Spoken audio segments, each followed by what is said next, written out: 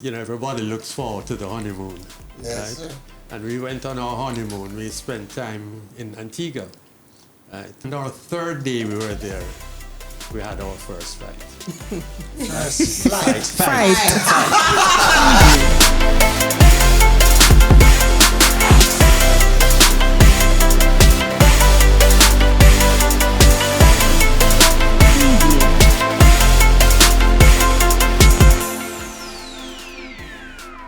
Welcome to the New Foundation Christian Ministries B1 Marriage Ministry video podcast. I am your host, Donald McFarlane, and with me is my co-host, Natalie Irving Mattox. So we want to thank our viewers again to tuning in each week. Remember to subscribe to our YouTube channel at New Foundation Christian Ministries. Follow us on Instagram at B1 Marriage Ministry and on Facebook at New Foundation Christian Ministries. Bishop, I just want to shout out some couples this week. So we have 3 couples who are celebrating or have celebrated their wedding anniversaries. Nishton and Natalie Daly celebrated 2 years. We have Bobette and Sherwin Dennis, who is celebrating 24 years. And Sandra and Andre Josephs, who is celebrating 18 years. So, very well. good. Yeah, great milestone. Yes. Whether it's 2 or 24. All right, so there we go. Well, this week on set, we have a very special couple who I can't wait to speak to and with them, because they represent for me a marriage of great admiration and certainly a journey that is decked with miracles all over. But it's not for me to tell their story. I'm just here, Natalie and I, to facilitate talking with them as we keep it real on set. Here we are having Mr. Richard Madden and his darling wife, Elspeth Madden. Welcome on set, my friends. Thank you so much. Thank you for having us. Yes. Very well. Yes. So can you tell us, where were you born? Where are you from? I was born in Savlamar, Westmoreland. Okay. And what about you? And I was born almost literally under the clock at halfway 3. Wow. I was born just on Maxfield Avenue, actually. So you're a real town man. Town man. Born and nice. grow. Very well, very well. So what's the family is like for you, Elspeth? 5 of us, 3 brothers, 1 sister. Parents are deceased now. Yeah. Okay. Sir? And my family situation is basically the same. 3 brothers, 1 sister, and both parents deceased as well. Okay. Wow. So both of you are orphans now. Yes, can you imagine? And Yes. we're both wash bellies. That's very interesting. So many things in common, it seems. Yeah. So let's talk a little bit about, currently you. So how many children do you have? Any children? Yes, we have 3 children. Okay. They are, this year, our kids are 17, 19, and 21. 2 boys, and the girl is the last one. Okay. Okay. Nice. But before there's a coming of children, they would have met and Well, that married, is eh? true. Yes. So maybe we need to ask, Yes. how did you meet? Yes, that should be interesting to learn. Yes. Well, it really is an interesting story, because actually, at the time, I was working at American Airlines. And I had a friend who was working with me, but then she migrated up to New York to be with her husband. And I really had no intention of going to New York. I did not like New York. Although, I'd never been there, but just the thought. I just didn't like New York, or the thought of going there. Nevertheless, this friend of mine, after about 2 years, called me one day and asked me if I would consider coming up and spending some time with them. And I decided I would go and visit. Yes. So I went up to New York, and I think it was on a Monday, And the Tuesday, she asked if I wanted to accompany her to church. So I said yes. And when we went to church, she introduced me to this young lady, beautiful young lady at the Wow. time. Yes. So Did you hear what he said? Yes. Beautiful young lady. At the time. He actually said and that doesn't mean anything because she's still a beautiful lady. Of As course, young very. as she was then. There's a bigger word, no doubt. Exactly. Yes, Oh, Rich. yes. Interesting. So how long have you been married? We've been married 23 this year, will be 24 years. Oh, praise Lord. Good. I don't want to dig too much in their details, Natalie, but I want to find out how the thing evolved. Yes. After you, All the way in New York? Yes, Right. after you saw her, was it, which of you, was it love at first sight? Because these things help to inform some of our aspiring young people about relationship and marriage. Was it love at first sight, Pet? You wanna? I don't know for me if it was really love at first sight. I do know that, I saw her and I found her extremely attractive. Wow. And I knew that I would have liked to see her again. And as it happened, I was living in New York and he was returning to Jamaica. But I would have had, I think we met in the month of May, and in July I had to go to Jamaica. So I told him I was coming down to Jamaica, and when I went to Jamaica, I called the number that he said I should call, and I was in Savlamar, and he drove down to Savlamar to meet me the following day to take me out to lunch in the grill. Look at that. Right, yeah. Well, but I'm not missing a beat because all that is speaking to Richard's initiative. She was a beautiful lady to look upon. You wanted to meet her again. You drive down to Westmoreland, went to Negril for dinner. How was it for you, Elspeth, when you first saw him? When I first saw him, to be honest, to be honest, he was sitting behind me. He was sitting behind me in church. And we were standing for praise and worship. Church had started and everything. And to be honest, there was this guy that I liked. This African guy that I liked. And I remember holding up my hands and praising the Lord. And I felt I heard a voice say to me, he's going to be your husband. So I just popped my eyes open to look at the person on the pulpit. And I said, no, look behind you. And I looked behind me, and it was Richard who was behind me. Look at that. And a year and about 6 months later, we were man and wife. Wow. Beautiful. So you have come about by revelation. Yes. Yes, and actually, I think a lot of prayer went into it while we were courting. Yes. Certainly, I know I was praying a bit, and Elspeth also was praying. But then there's also another friend who, the husband of the friend that I came to visit in New York, he was also praying, because I remember when I proposed to Elspeth, right, I was staying at this friend's home. So I came home and I told them that I proposed, and he brought out a little book. And he was showing me what he had written in there. It says, Richard and Elspeth to be married or so. So he thought I had some premonition that things would happen received the along revelation. the way. Yes. Right. So, this is, I think, something that has come about a lot with the Lord, being involved in it. Yes. That's Actually, interesting. As he mentioned that, because just recently I was speaking to a friend of mine, and she said, she's not intentional about praying for her husband.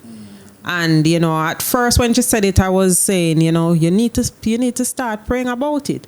But I didn't want to impose it on her. But just a few days ago, she said, I'm intentional about praying about a spouse. And I think just listening to you, this is a testament to that. So you were intentional. I'll just add that what we did, we ended up doing, I didn't say anything to anybody about what I felt, neither did he.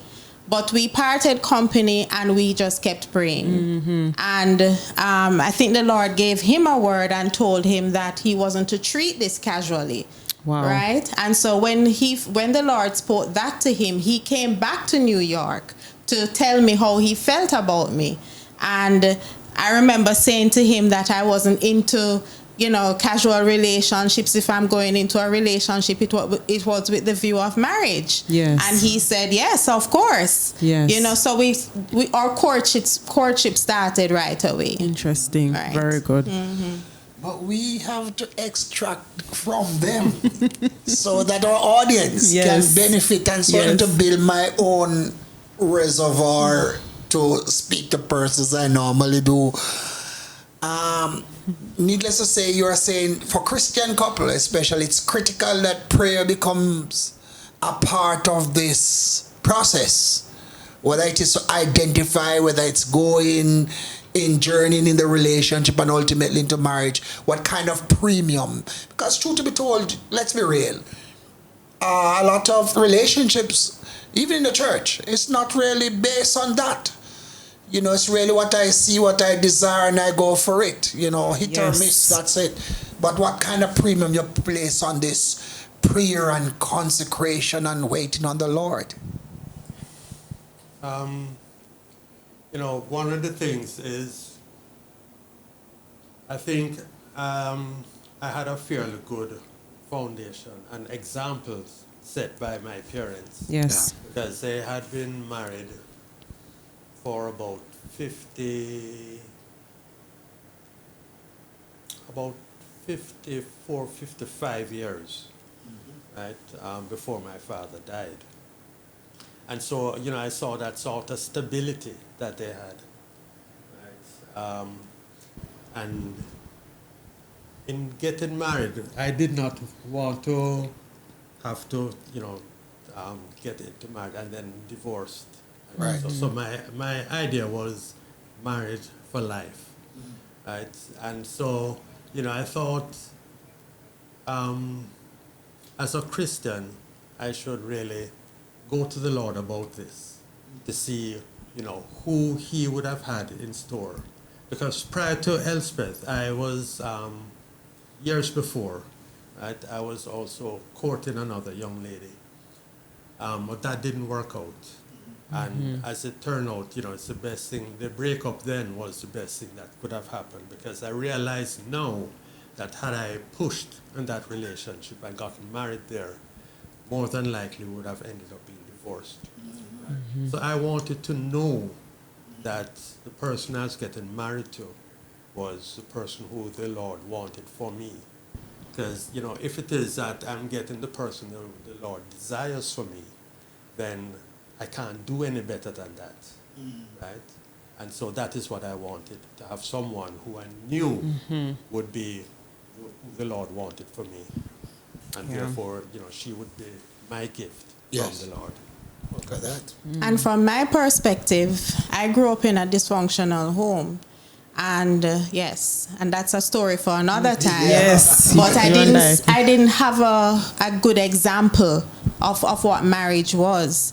And so when I started walking with the Lord and learning, seeing even the friends he talked about, seeing their marriage and seeing other people's marriage, you start getting an inkling that this is something that is really it's just something that you take on a different level. It's not something that you treat lightly, and it's not the fairy tale thing, but when you're walking with the Lord, you want his will. And so I learned to pray that God, I want your will for my life, because my flesh was choosing somebody else, but the Lord had somebody totally opposite to what I wanted to choose in store for me. And so when I knew that Richard was God's man for me, then it was settled in me. It was settled from very early, actually. Wow. Yeah. Interesting. I'm happy she shared that perspective. Yes. So very deep. If we were to take that view, it is saying that you can know at some point, the person that God has vetted Yes. for you in a relationship. Yes. Well, we will certainly embrace that and emphasize that. Yes. Going forward. And needless to say, 23, you had said the years, 23 going 24 years now, Yes. is vindicating the choice and God's doing in it. Yes? Yes. Yes. However, it is Been a has journey. not been an easy ride all the way. There has been a lot of bumps along the way. We want to hear about I them. want We to want to hear hear about the the moms. You Yes. know, before we get into that, though, I think we should just, say during the courtship, right? Again, you see, the Lord works things out properly, ideally for us, right? Because again, having worked at American, it afforded me the opportunity to fly, right? And so what happened is like about every other week I used to fly to New York, right? And spend like the weekend with her and then come back. So while we were there on weekends, like we'd have devotions together and all of this. And one of the things is during the devotions, the thing came up that there would be a lot of giants in the land. So But they would not be they too. would not be too. We would overcome them. Right. There were going to be a lot of giants, but we would overcome them. And so, we didn't know at the time exactly what it meant. Had no idea. Right. So, I'd be backing and forth in about every other week from New York, from Kingston to New York. Right? And We don't did get me our. wrong, it because I work in there, right? Yes. I get concessional rates, so it wasn't expensive.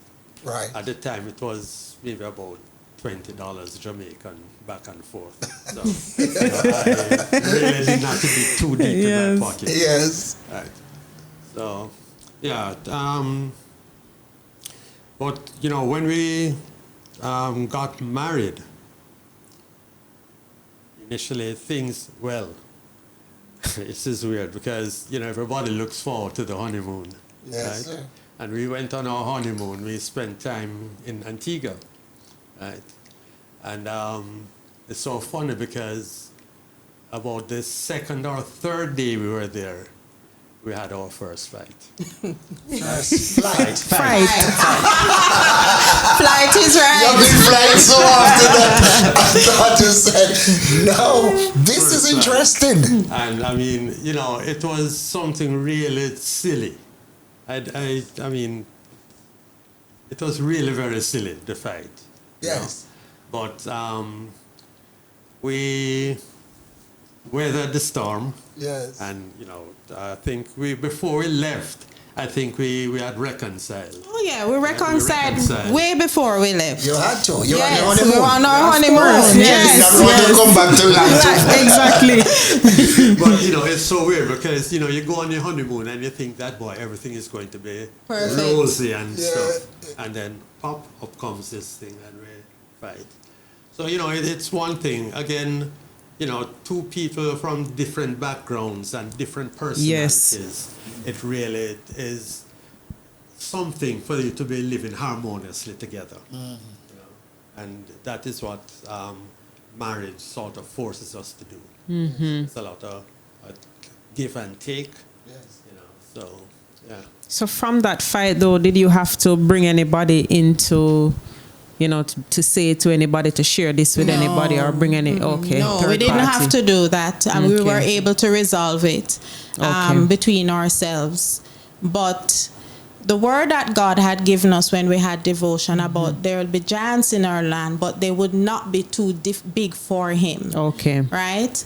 And we started to see the giants early in our marriage. In our premarital counseling, I'm just backing up. We did premarital counseling in New York. And one of the things that we did in premarital counseling was, what would you do if you have a child with special needs? Wow. And we were like, we talked about it. And we went through the program and, you know, we did it. But that was the last thing on our minds. We never ever thought that would ever be our story. Yes. And that was our story with our second child. You know, so that was one of the giants that we came upon. Wow. Well, there you have it. Yes. Natalie, we'll have to hold this one here because it is riveting. It is. We will have to facilitate a follow-up session from Richard and Elspeth Madden, whose lives, whose marital journeys decked with miracles. A man who we've heard on the set had money. Yes. He had association with Air Jamaica and was a frequent flyer on American Airlines, paying $20, 20 Jamaican dollars to go to New York and come back. But then things turned. That Elspeth gave up her job, not working, and then it's one salary. There's more to come because we'd like to learn more of the miracles and even how the challenges of the Nathan and other issues that go forward. So stay tuned, Natalie. Take us out. I mean, you know, that really touched me. I just want to thank you again for listening. You know, I want to thank our sponsor, Mattox Health and Fitness, our resident producer, George Malcolm Walker, and our program director, Damian De Aguilar. Remember to subscribe to our YouTube channel at New Foundation Christian Ministries. Follow us on Instagram at B1 Marriage Ministry and on Facebook at New Foundation Christian Ministries. Goodbye. Thank you for watching. See you next time.